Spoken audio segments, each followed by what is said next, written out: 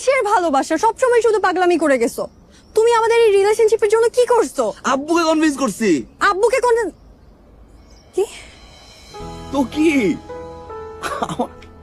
Listen, আব্বুকে convince করছি আমি, আম্মুকে কনভিন্স করছি, আমার বাসায় সবাই রাজি। তুমি জানো কারো কোনো প্রবলেম নাই।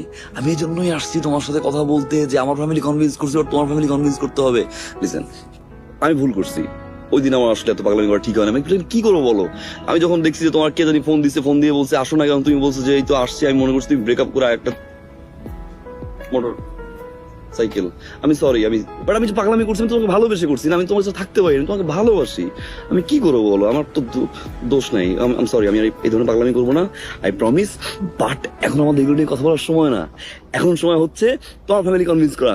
যদি তোমার ফ্যামিলি কনভিন্স হয়ে যায়, তাহলে বুঝতেছো আমাদের বিয়েটা ফাইনালি হয়ে যাচ্ছে। তুমি সত্যি বলতেছো? সত্যি বলতেছি, সত্যি বলতেছি। আব্বু কনভিন্স, আব্বু কনভিন্স। আব্বুকে বলছি যে যত তাড়াতাড়ি সম্ভব গিয়ে কথা বলো।